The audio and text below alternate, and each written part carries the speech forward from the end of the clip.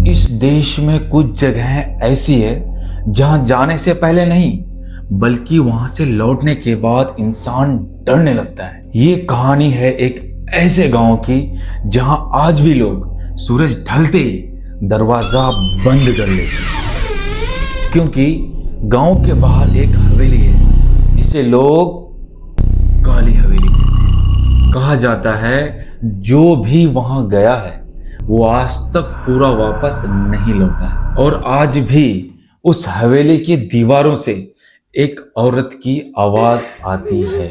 ये घटना था 2004 का। कहानी अब शुरू होती है।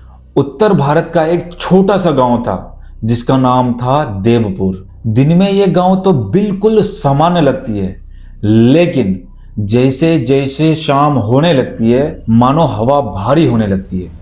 यहाँ कोई रात में सीटी तक नहीं बजाता और कोई जोर से हंसता तक नहीं है।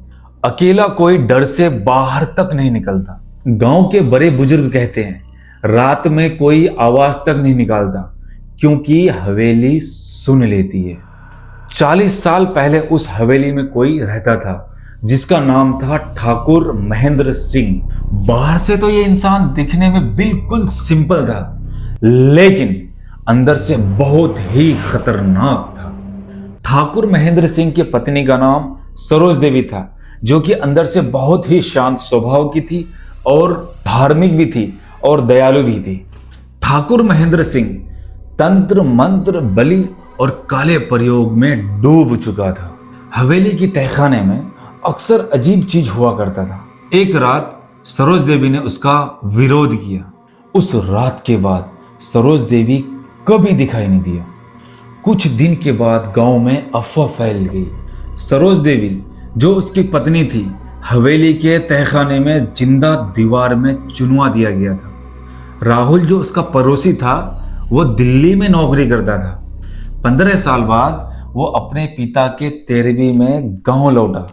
उसे इन बातों पर बिल्कुल विश्वास नहीं था। पहली रात उसकी चाची ने कहा बेटा बाहर मत जाना। राहुल मुस्कुराया, लेकिन उसी रात ठीक 2:17 पर किसी ने उसका धीरे से नाम लिया, राहुल राहुल। उसने आंखें खोला और देखा कमरे के कोने में एक परछाई खड़ी थी और उनके सफेद साड़ी और खुले बाल। अगले दिन ही राहुल सुबह को उठा और बिना किसी को बताए हवेली की ओर चल पड़ा।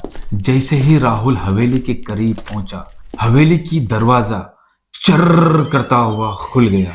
राहुल जैसे ही हवेली के अंदर कदम रखा मानो हवा गायब हो गया हो और बिल्कुल ठंड पड़ रही हो। राहुल चारों तरफ देखने लगा और दीवारों पर चारों तरफ नाखूनों के निशान थे। जगह जगह पर खून के धब्बे नजर आने लगे।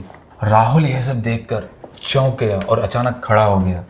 फिर एक आवाज आने लगी, धप धप धप। राहुल सोच में पड़ गया। ये हवेली तो सालों से खाली है, लेकिन किसी के चलने की आवाज ऊपर से कैसे आ रही है? हवेली के तहखाने में जाने के लिए एक सीढ़ी थी। राहुल धीरे धीरे कदम बढ़ाने लगा और हर कदम के साथ धड़कनें तेज होने लगी, सांसें रुकने लगी। तहखाने की दीवार से रोने की आवाज आ रही थी, मुझे बाहर निकालो, मुझे बाहर निकालो। राहुल ने दीवार को छुआ। दीवार बिल्कुल गर्म था।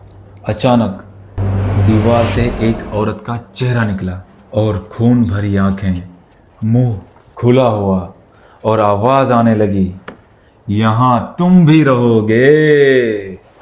सुबह राहुल का शव हवेली के तहखाने में मिला। दीवार के अंदर उसके बाल सफेद हो चुके थे। उस रात के बाद गांव में 3 मौतें हुई और लोग समझ गए कि काली हवेली जाग चुकी है।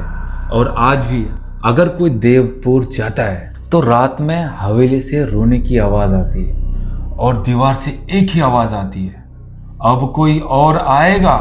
ये घटना सच्चाई पर आधारित है। अगर ये कहानी आपको डरावनी लगी तो सोचिए जिसने देखा होगा उस पर क्या बीती होगी।